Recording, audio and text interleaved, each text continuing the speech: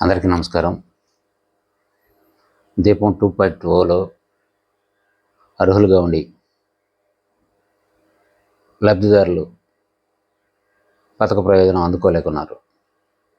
అధికారుల తప్పిదం వల్ల ప్రభుత్వం ప్రతిష్టాత్మకంగా తీసుకుని అమలు చేస్తున్న దీపం పథకాన్ని కొందరు అధికారులను నిర్లక్ష్యం చేస్తూ అర్హులకు మొండి చేయి చూపుతున్నారు. ఈ పథకం అర్హత మరో 2-3 రోజుల్లో పూర్తి కానుందని అటు పౌర సరఫరాల శాఖ మంత్రి గారు చెబుతున్నారు. అయితే కొన్ని కొర్రీలు పెట్టి పథకం దక్కని వారంతా అటు కార్యాలయాల చుట్టూ ప్రదక్షిణ చేస్తున్నా ఫలితం దక్కడం లేదు. అటు గ్యాస్ ఏజెన్సీల చుట్టూ, ఇటు తహసీల్దార్ కార్యాలయాలు, అటు పౌర సరఫరాల శాఖ, ఇటు జిల్లా కలెక్టర్ కార్యాలయాలు వరకు ఈ లబ్ధిదారులు తిరుగుతున్నారు. ఇందుకు తగు గైడ్లైన్స్ లేవని అటు పౌర సరఫరాల శాఖ అధికారులు చెబుతున్నారు. 1967 టోల్ ఫ్రీ నంబర్కు ఫోన్ చేస్తాం, తగు సమాచారం లేదు. దీంతో దీపం 2.0 లబ్ధిదారులు నానా అవస్థలు పడుతున్నారు. సుమారుగా 1,48,00,000 మంది బీపీఎల్ కార్డుదారులు రాష్ట్రంలో ఉండగా 83 లక్షల మందికి ఈ ప్రయోజనం ఈ 3 నెలల్లో అందించారు. పేద మహిళలకు ఏటా 3 సిలిండర్లు ఉచితంగా ఇస్తామని చెప్పి గత ఏడాది నవంబర్ నుంచి అమలు చేస్తున్నారు. అయితే ఈ పథకం కొర్రీలు వీరిని వేదనకు గురిచేస్తున్నాయి. వీటిని పరిష్కరించే చర్యలు క్షేత్రస్థాయిలో లేకపోవడంతో లబ్ధిదారులు సుమారుగా 20-30 లక్షల మంది వరకు నష్టపోయారన్నది సమాచారం. ఇందుకు అవసరమైన ఈకేవైసీ, ఆధార్, బ్యాంక్ లింకేజీ తదితర అనేక కారణాలతో లబ్ధిదారులు నష్టపోయారు. ప్రతి లబ్ధిదారుడికి ఒక్కో సిలిండరు 4 మాసాలకు ఒకటి ఉచితంగా అందజేస్తారు. ఈ పథక ఉద్దేశం మంచిదైనా ప్రతి సిలిండర్కు ప్రస్తుత ధరల ప్రకారం 860 రూపాయలు మేర లబ్ధిదారుడికి బుక్ చేసిన 24 గంటల్లో, డెలివరీ అయిన 24 గంటల్లో వెనక్కి వారి బ్యాంక్ ఖాతాకు వస్తుంది.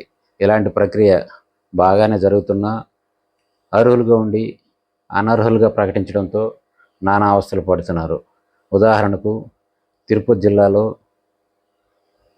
బీపీఎల్ కార్డున్న ఓ వ్యక్తి గత 3 మాసాలుగా కార్యాలయాల చుట్టూ అటు తహసీల్దారు, ఇటు సివిల్ సప్లైస్ అధికారులు, అటు కలెక్టర్ గారి కార్యాలయం వరకు విజ్ఞప్తి చేసినా సమస్య పరిష్కారం కాలేదు.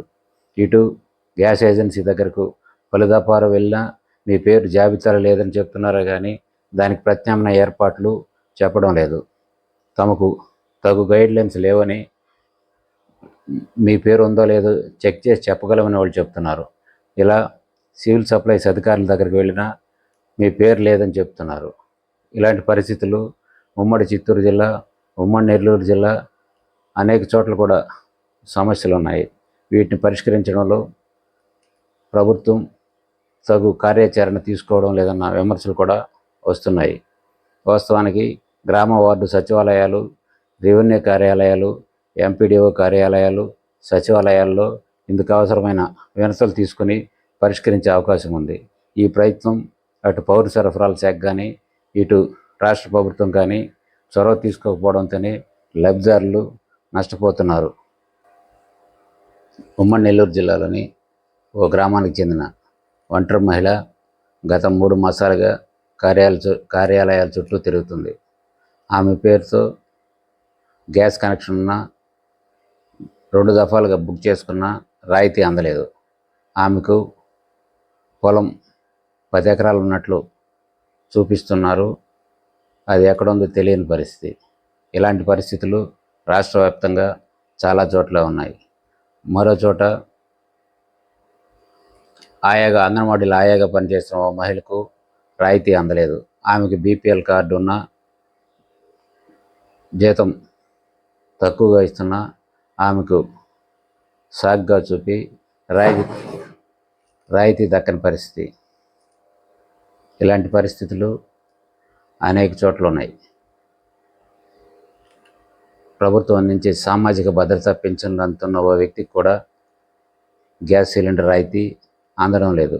అతడికి సొంత ఇల్లు ఉన్నట్లు చూపిస్తున్నారు.